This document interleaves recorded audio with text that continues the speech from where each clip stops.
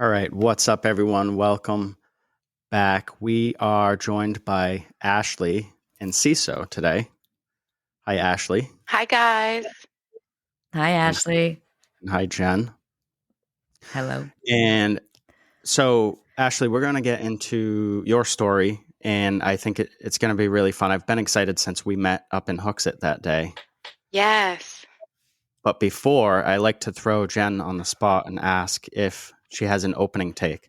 And you're welcome to jump in too. So, our opening takes, if you haven't been listening or have listened, are just a thought. It can be anything. It can be related to hair. It can be related to anything in the world. It doesn't even have to be anything we're talking about. So, Jen, what do you got? Yes. So I want to talk a little bit. This one's, I think, easy for me just because of the week we've had at the salon.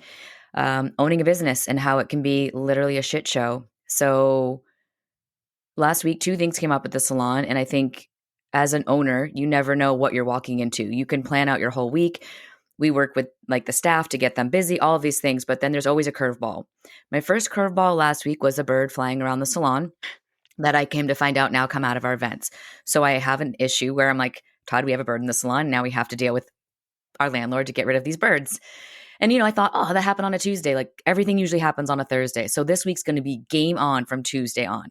Thursday, I'm literally in the middle of a haircut and I just hear water gushing and realize our toilet is overflowing and a quarter of our salon literally looks like a pool you could go swimming in. And I had to quickly put on my adult hat, jump through the water, and learn how to turn off water on a toilet. That may be easy for most of you, but that is not a job that I'm used to doing.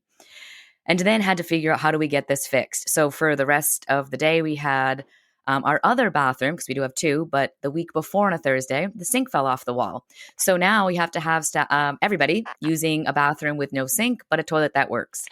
And it's just how you handle it. So like my staff's looking at me at the point because Todd's not in there and I'm just smiling and all of them are like, I know you're probably literally having a panic attack, but you are friggin' killing it. And it's my job, right? It's my job to lead them. And rather than me start freaking out, because if I lose it, they are going to crumble. So it's just like, you kind of have to problem solve on the fly real quick, get your brain wrapped around it and realize like it's not the end of the world. We turned off the water, cleaned it up. We've got someone coming out to fix it. Realize the problem's a lot bigger than we expected. So we have someone coming out again to fix it. And how you handle these situations under pressure in moments is truly who you are as a leader. And it's really important for you to show your team that you can handle this shit as it comes at you, literally swinging left and right. So my advice to you as a leader is always be ready for the curveball that's thrown at you and realize everyone's watching you all the time, and how you handle those curveballs are really important for how your staff handles everything from that point forward. Nice, Jen. Solid. Thanks. Ashley, do you have any thoughts? You have an opening take?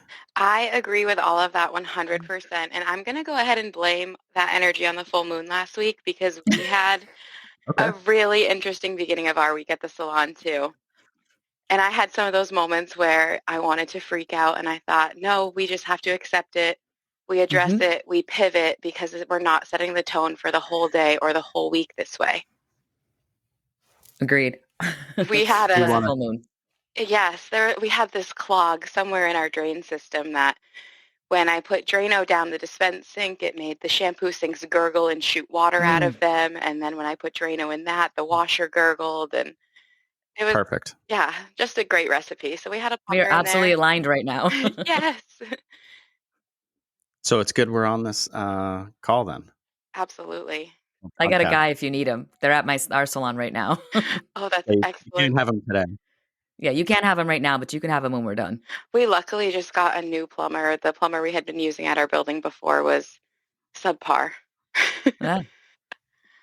I think that we're in the same situation, right, Jen? Yes, we are. Or they were like, don't use our plumber. Yes, we actually lots of calls last week, but the landlords were like, don't use our guy. He's not good. Your guys sound better. Okay, great. I'll stick with our guy. It's really reassuring. Yes, So, I know, right? I have a quick opening take too, and mine is that pay attention. I think we're in this age where I think I'm the last generation that grew up like before the internet. Like I didn't have the internet and cell phones and all this stuff my entire life. Like I got it when I think we were in like high school, maybe.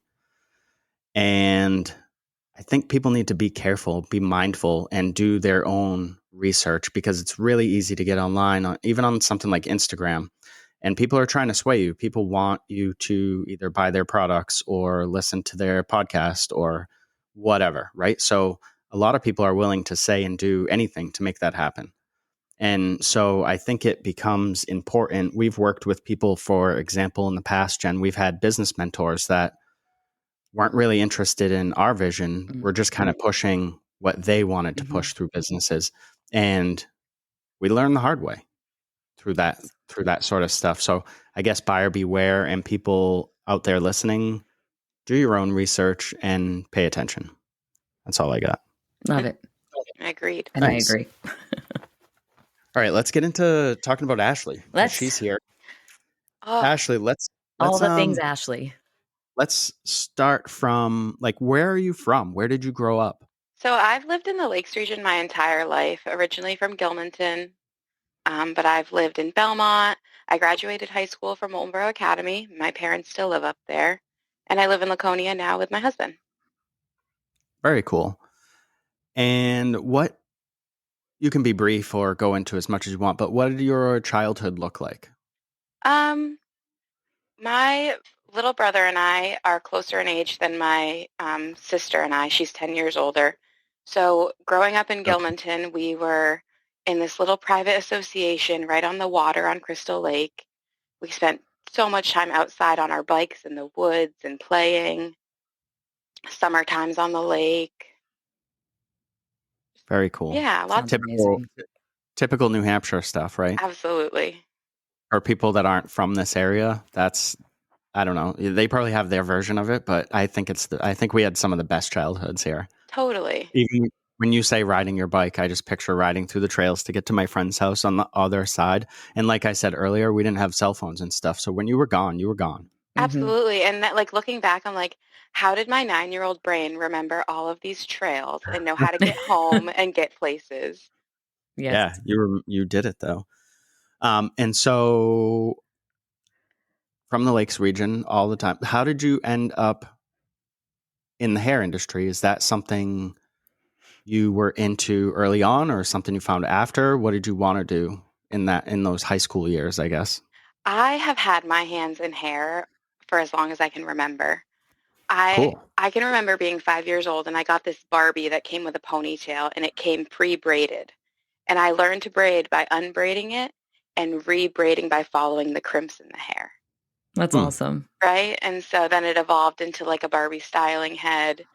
And then I got into high school and I realized that I love being creative and I love art, but I could not be a starving artist.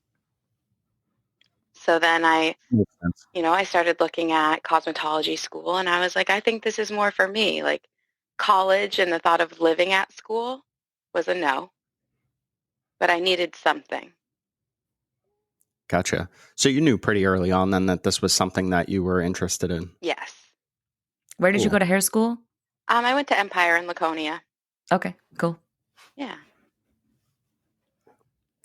And so what was your school experience like? I think overall, I loved my time there. I had some fantastic teachers. I made some good friends, people that just kind of make it more bearable to be there every day. I had my typical, though, like just that young ladies all together in this industry, like those types of experiences that I didn't let them like steer me away, but I knew like, okay, I don't like that. For sure. I think we all have like, you have your ups and downs and everything. Truly. So you got through hair school, obviously. You get licensed. And what did it look like? How did you get into the industry as far as working? Oh my goodness. Looking back, like 10 years ago, little baby stylist me had big dreams and a lot of work to do. I found, which is pretty normal. So you're normal, right? Yeah, right. I had found a very small salon in Belmont that was looking for a booth renter. And in my head, I was like, this is a lot, but I think I can do it. And my mom really pushed me and helped me. You know, she paid for my startup products and costs. And I only lasted there for about 8 months because I had no idea what I was doing. I still needed support. I Hmm. I didn't know how to run a business. I barely knew how to do a haircut and a blowout. So this was straight out of school. You found a spot and they were like, come rent here. And you were like, let's send it. Exactly. And I think it was more like they were just happy to have the extra contribution to the rent, and I wasn't really getting the support I needed. I remember one How? time Go ahead. I had asked one of my coworkers, like, hey, could you help me out and throw a root retouch on my head for me? And she was like, oh, no, honey, you'll learn to do that yourself. Oh, And I was like, oh, okay, well, could you shampoo it? And she said, no, just slip your head over the sink after. lovely. So how long have you been doing hair? I've been licensed actually this fall makes 10 years. So I love this bit of insight because whether it's been trending for 10 years or it's coming back around, but we are seeing a lot of people come out of school and they go right into renting. And I think they're feeling what you just said. And it's, you probably just helped a lot of people kind of have this realization of like, if one thing's not working, you can try something else, right? Like if you're not getting the support and you realize something that like maybe you thought was going to be great for you is not, there's time to sort of like make a change. Yes, always. And so how long were you there? Did you say that? I'm sorry. I think it was about 8 months, not even a full Okay. year. Okay. And what did that look like? What did that departure look like? And where did you go from there? It was an absolute disaster. Oh, Okay. It was one of those things where my confidence was beaten down and I was feeling unsure if hair was even meant for me. I remember telling my mom, like, I don't know if I made the right choice. I think that I'm going to go bartend for a little bit and try to work it out. And I bartended for the better part of a year. And my mom sat me down and she was like, does it hurt your feelings a little to be paying these student loans knowing that you're serving margaritas? And I was like, yes, Mhm. Mom, it does. And she was like, well, then why don't you, put your big girl pants on and go find another salon? I love your mom. That was great advice. She's awesome. Ah. And so what did that process look like? So you're obviously looking at things, I don't want to put words in your mouth, but I'm assuming you're looking at things differently than when you first started out. How long of a break did you have actually, where you were just bartending? It was almost a year. Okay. So it's a year and 8 months later. And tell us about that process. Because I think this stuff is super important too. Because Jen, like you just brought up, like a lot of people come out, and again, this is people probably not doing enough of their own research and just thinking, well, if everybody's doing this, I should do this. And oftentimes I say, when you see a crowd heading one way, you should just kind of question, maybe I should be going the other way. Mhm. Yes. So, what did that process look like for you, and how was that different than your first time around when you were searching for a place to work? So, it's funny. I think my second round didn't really have much more thought put into it. By chance, I had gone into this salon in Belmont again, and they had tanning, and I was just there to tan real quick. And the manager was like, hey, aren't you a hairstylist? And I said, yeah. And she offered me a job. Well, that worked Perfect. out. Right. And I knew that they were a pretty busy place. They had a great location right in downtown Belmont. And I knew that I had a lot to learn and I just needed the stability of being an employee. Cool. Love that. So this was a commission scenario then, I'm assuming? Yes. Well, it Okay. it was set up kind of funny where you had to bring in a certain amount to reach that commission or you were paid minimum wage. So my first year I was making a whole lot of $7.25 an hour.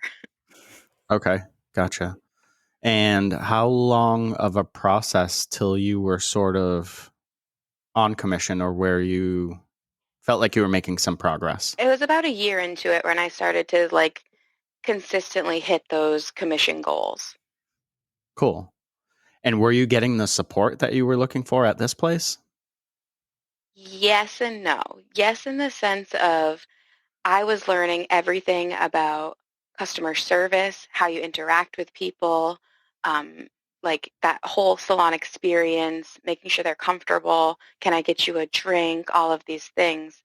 But I wasn't necessarily learning the new trends and my skill set, and I was doing the basics.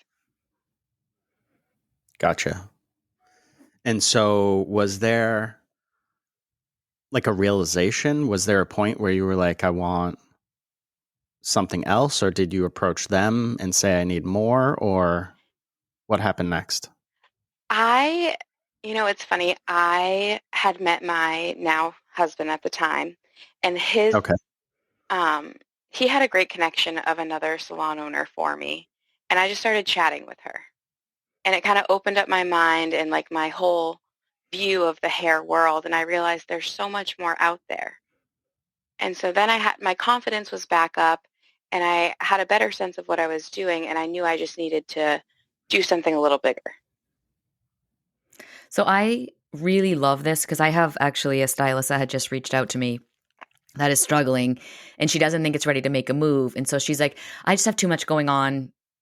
I'll reach out later. And I said to her, which is exactly what you just said, we Say should your at name. least No, I'm just kidding. we should at least sit down and have a conversation because we can start a relationship. And it may not be something that evolves today, but I can definitely help with mindset and maybe even help if you're going to stay at a salon you're not happy at, get your mind focused that maybe there's some things you can change and fix and go to the owner about.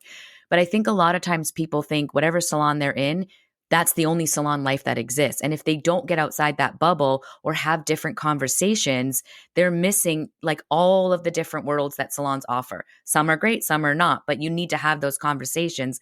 And I think to what you just said, the salon you were at that point, great that they were helping you with customer service and everything else, but you needed the technical side too. And I think a lot of salons try to offer all the education, but they lack on one or the other, whether it's on the consultation side or the customer service side, or whether it's on the, technical side, and they're not offering both at the same time, which most anybody needs. Yes, I agree with that. Because your skills can only get you so far if you're not making people feel good, and if you're not making people feel good, they're not going to stick by for a mediocre haircut. Right. So true. Right. Jen, you say that all the time. The people don't even care about the hair as long as you can make the connection with them. Yeah. I mean, they care. You know, you don't want to put out bad work, but sorry. I turned all my notifications off, and that still happened. It snuck through. Snuck through. So, how long were you at this place? I was there. It was almost 2 years to the day. Okay. And was there, it just ended up being, it was time for you to move on, or did you? We unfortunately had a bit of a falling out. Okay. I had been renting an apartment from my boss. Her salon had like 4 or 5 apartments in the same building. And I was renting this little 3rd floor studio, my first apartment on my own. It was super affordable and convenient because I could just walk down the stairs to work every day. Definitely convenient. And things started to kind of fall apart when I had told her that we were moving out of the apartment. Oh, okay. Gotcha. And we had given plenty of notice, and it just kind of created a conflict. Gotcha. And so I can see that.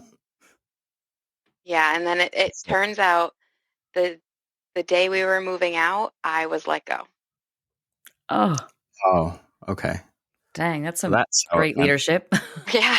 And that was tough because it was 4th of July weekend, and we were moving out, and then I lost my job, and then, it comes in threes. My husband and I got rear-ended and totaled my car that weekend. Oh, jeez. But onward and upward. Yeah. So now what do you do? Right? Minus the car part, but job-wise. Yeah, tell us how you dealt with this, because I think a lot of people, Ashley and Jen,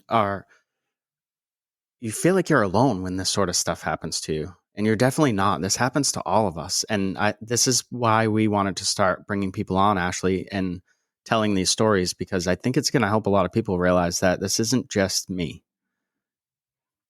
So how did you overcome a hell of a weekend? Well, after a lot of crying, um, I knew I had to work it out and figure it out. We were, moving into a bigger apartment that I couldn't afford to be missing work and not making money. So I called my salon friend that my husband introduced me to, and she hired me within that same conversation. She was like, I've been waiting for you. I knew that Oh, you'd wow. come around. You can start on Tuesday. And so how amazing, like you started this like relationship, not even realizing or knowing if it would go anywhere, but now shit hits the fan and it sucks to adult. And you're like, well, I've been kind of talking with somebody. Why not, give it a shot? That's amazing. Yes, truly really fortunate to have made that contact. And so obviously at this point you're relieved.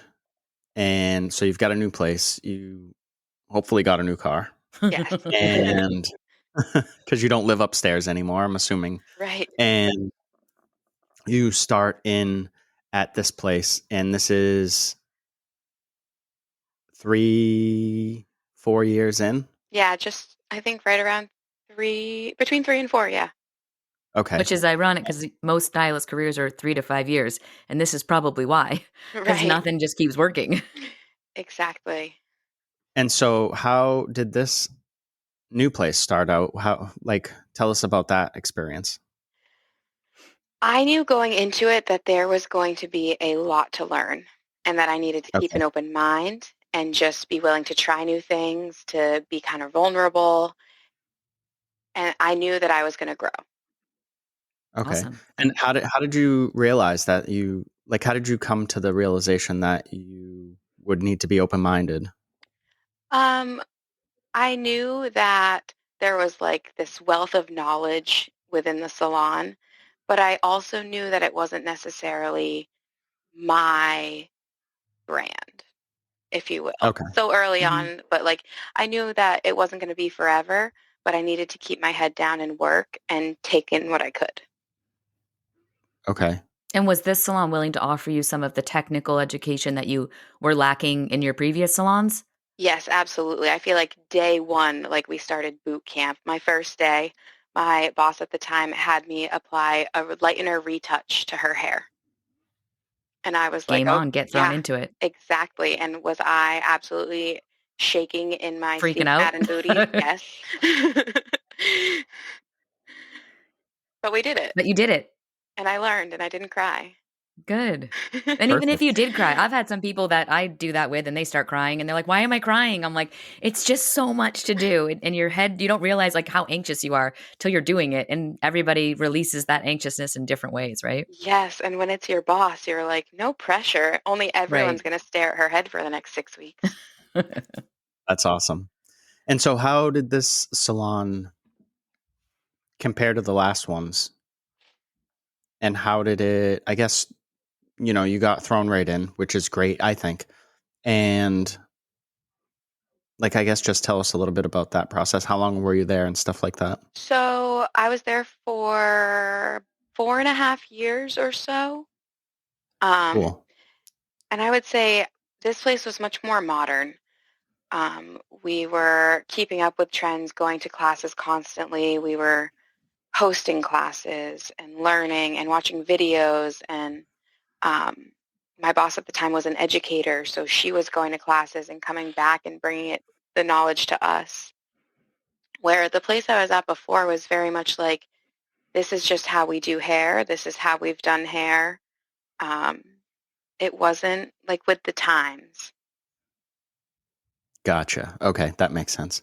I think a lot of places, Jen, you have shared that before, that are sort of stuck and Yeah.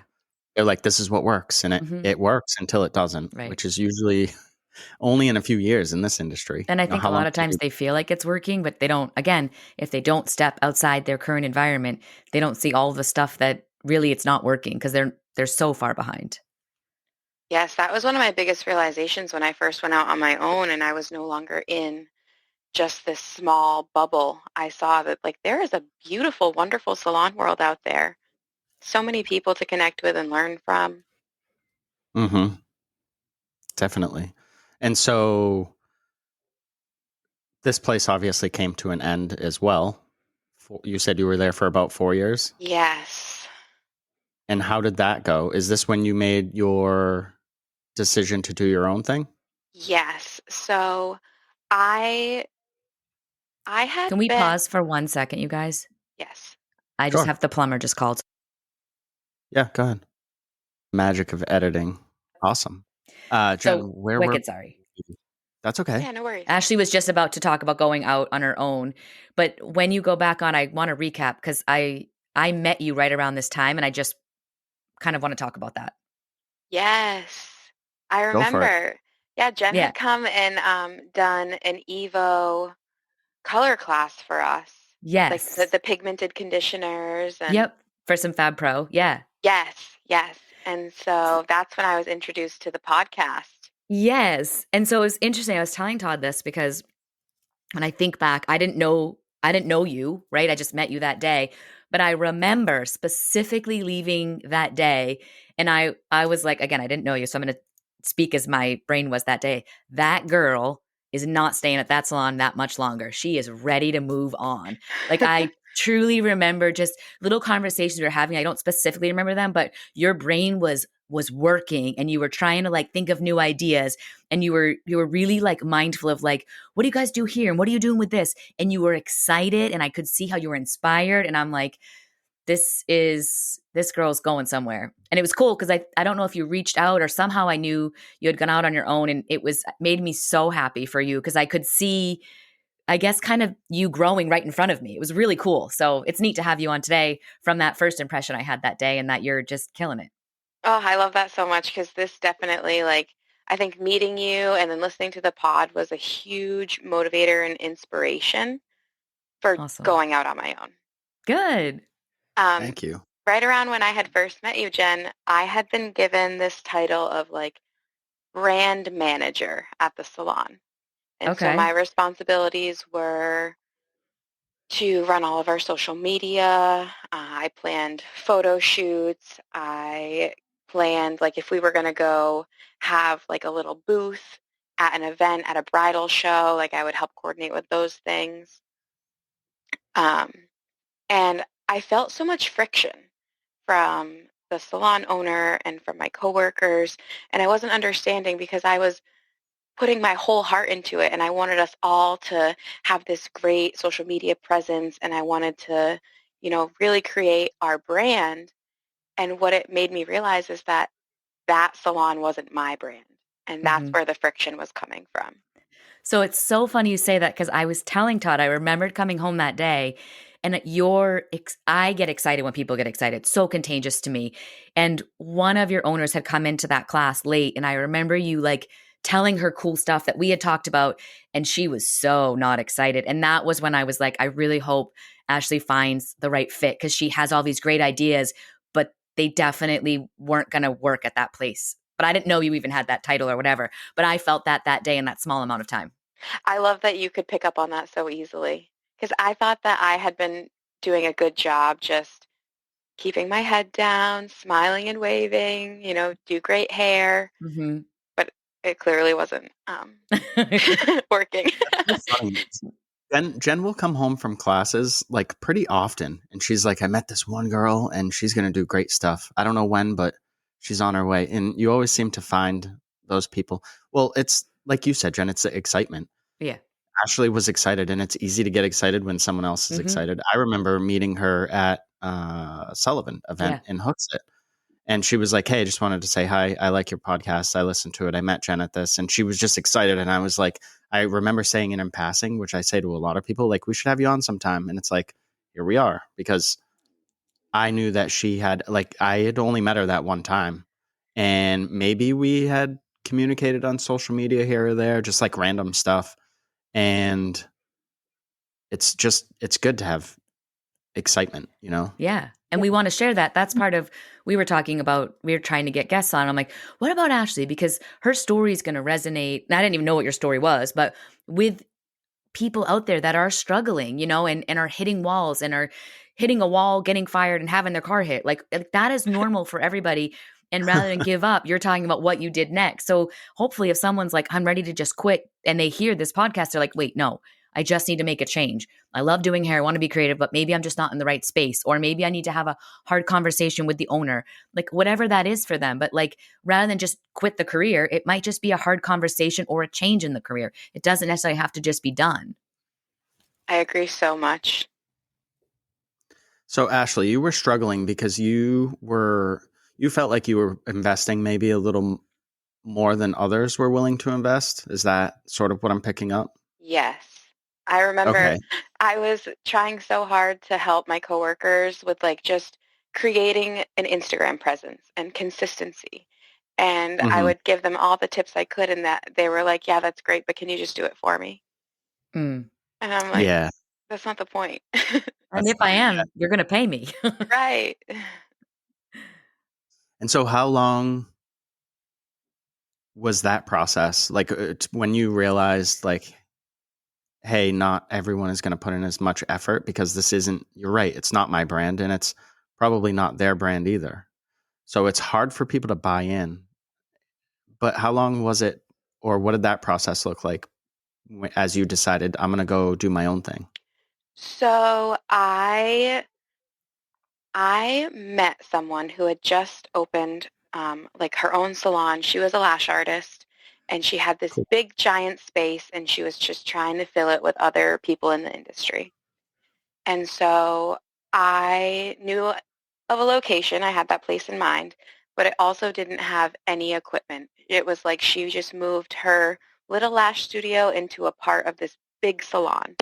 And so it was going to be up to me to get all of the equipment. I had to get a sink. I had chairs. I needed everything. Like it wasn't just color and a blow dryer.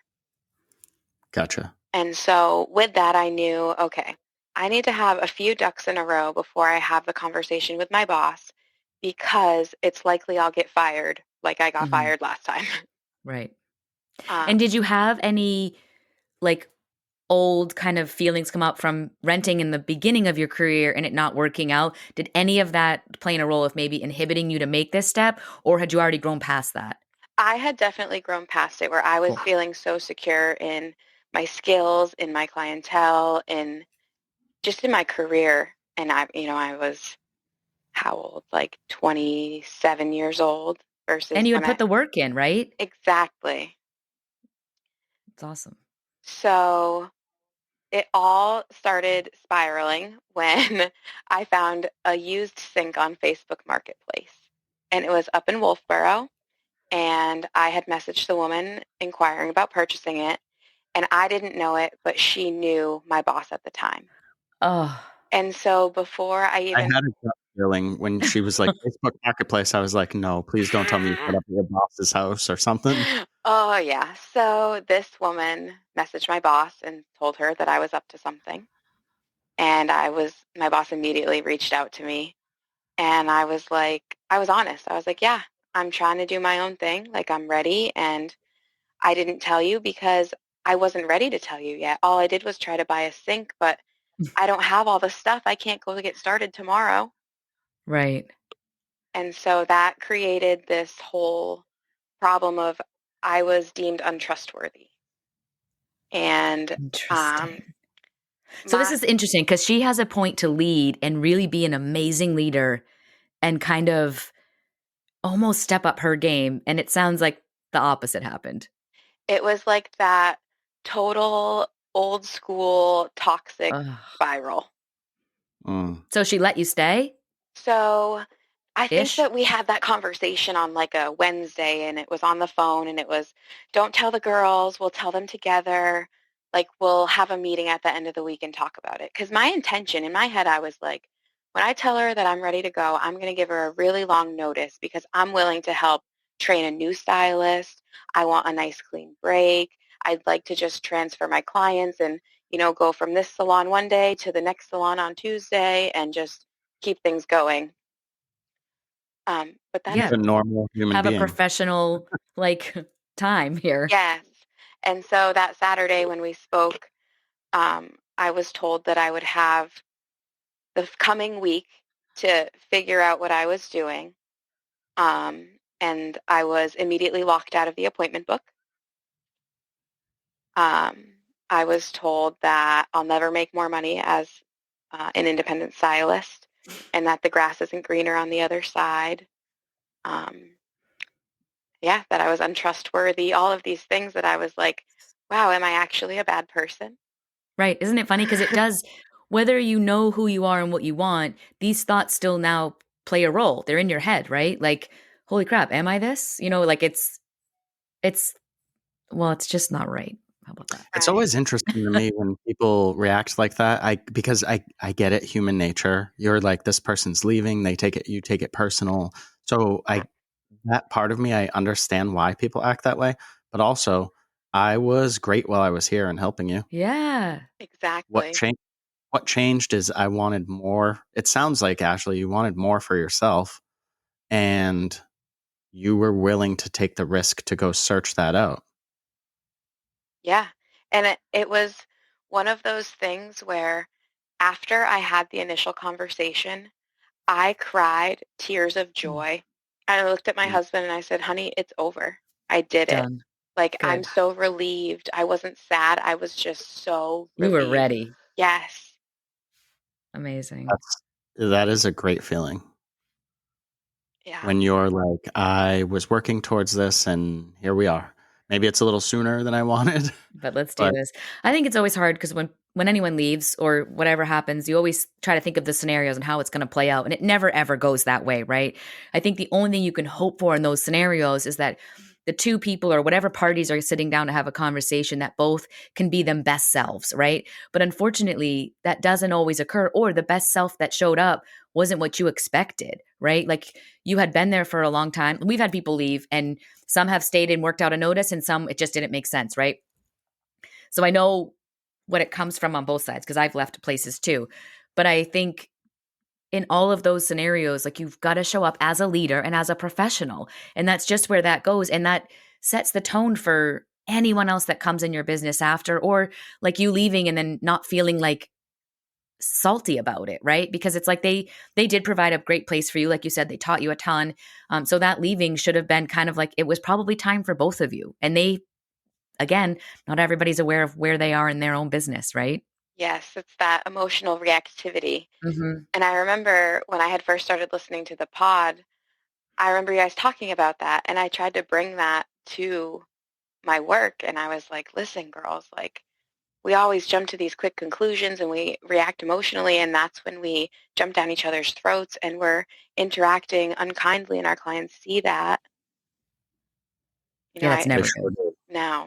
And so I feel like that's exactly how my situation was met. Mm-hmm. So this place, Ashley, that you moved into was with the lash artist? Yes. And so is that where you are now? This is your... No. So, Okay.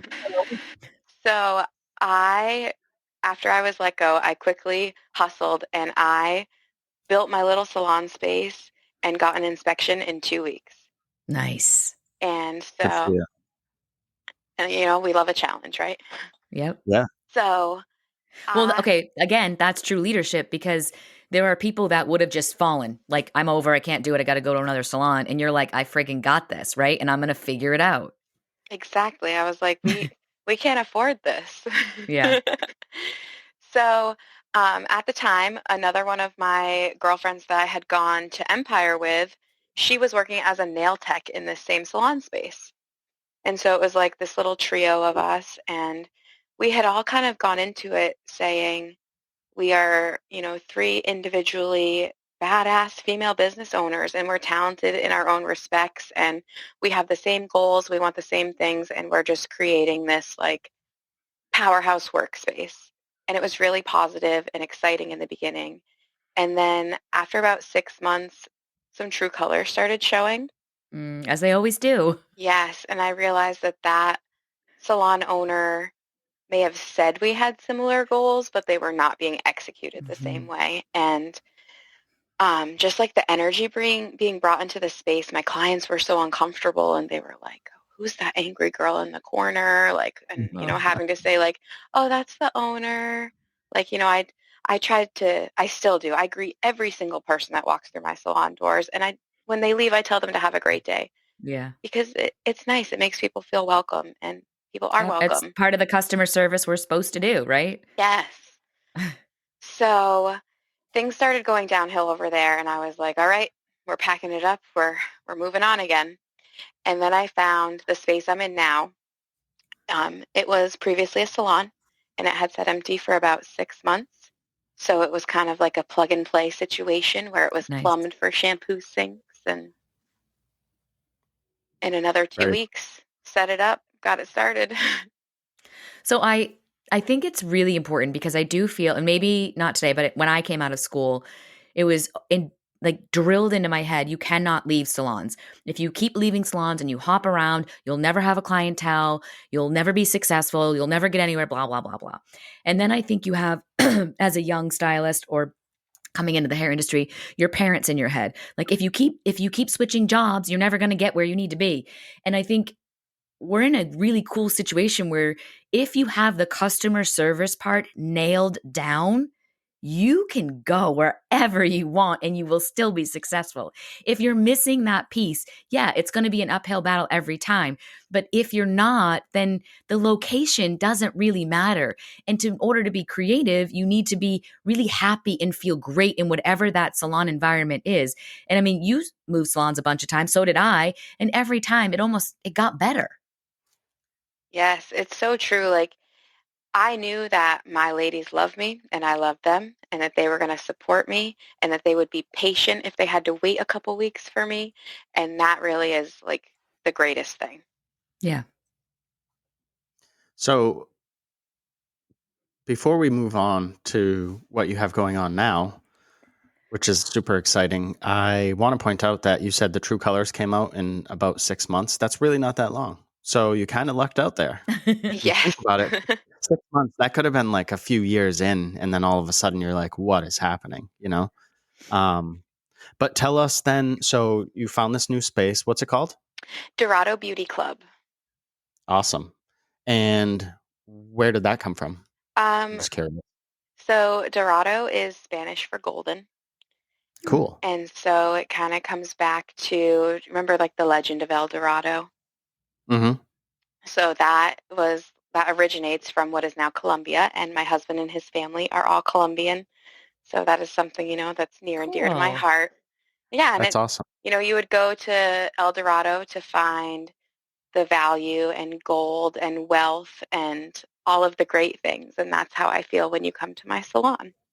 I love that. That's really cool. Yeah. Now I have to go visit. Yes, Yes. definitely come by. Need to have a trip. So when did you open? It was March of 2023. Okay. Oh, cool. Okay. Yeah, So you are coming up on a year. And a half. yeah, it'll be 2 And years in March. Yeah. 2 years in March. Sorry. Yeah. Oh yeah, 2025. Yeah. Wow. Isn't that Okay. crazy? I had a moment there. Yeah. I love So this. what was that like starting out? Were you obviously nervous, I would assume, and all that stuff? And then take us through that. Yes, so I was going from just being in charge of my little corner of the shop and my business to now being a salon owner with a booth renter, because the nail technician I was working with was having a similar experience and decided to come with me. So now it's not just providing a roof over my head, it's a roof for other people and making sure that roof is stable, because now it's Yes. all my responsibility. Making sure the toilets don't overflow. Yes, keeping the sinks on the wall. Oh, yeah. Yep. All the things. And so you've grown since then, right? Yes, so I have a full house now of booth renters. I like the booth renter setup because for me, I know it was life-changing to be able to be in charge of my own business and run things my way. And I know as a salon owner, I want to manage the salon and not people. Love that. Yeah, that's great. I like that too. And I think when we had met and chatted a little bit up in Hooksett, we had kind of touched on that And you were like, I just felt like it would work for me because, and then you listed your reasons. And I was like, that's a great reason to do that. It's a solid response. Yeah. I feel like oftentimes, like people, when we're talking, it's like, because we own a commission salon, and that's the model that we wanted to work through. That's the model we wanted to build off of. And it doesn't mean that we all can't exist and we all can't thrive, and there can't be even like commingling of these things, you know? Yeah. How many places, Jen, have you taught at that are commission, and how many have you taught at that are booth rentals? It's a lot. It's varied. Yeah. And so, but there's people to reach, and there's excitement in all of it. If you are running it properly, obviously, and looking at it through the right way, and not just, I think a lot of people, I don't like the word selfish, but I think a lot of people are selfish, especially listening to Ashley tell her story where people are like, you're not trustworthy. Like, how so? Like doesn't even really make sense. I don't think you know what that word means, but Right. No, and so go ahead, Ashley. I wouldn't be the stylist I am if I hadn't worked in commission salons. You know, I needed someone to hold me accountable and say, you need to be here this time until this time, and this is when you can take lunch, and we're going to go to this class on Monday. And, you know, I'm competitive, and so working commission, knowing like, all right, so I'm going to set myself this daily goal every day, because then I know how much is going to be in my paycheck, and I work well with those types of systems. Yeah. Cool. And what is your, fill us in on what's like the vibe of your salon? Do you offer support? Are you mentoring these renters that you have? What's that sort of look like? So I tried to be a mentor. Okay. And I realized that for this individual, I was too busy to give her the support that she needed, but she also wasn't meeting me with the same effort. That's a big part of the equation, happens right? often. Yes. And so we did like a 3-month trial where I was really helping and, you know, trying to encourage and show her the ropes. And it's really tough to be 19 and be a booth renter. And I told her that. I said, I've been here and I did not succeed.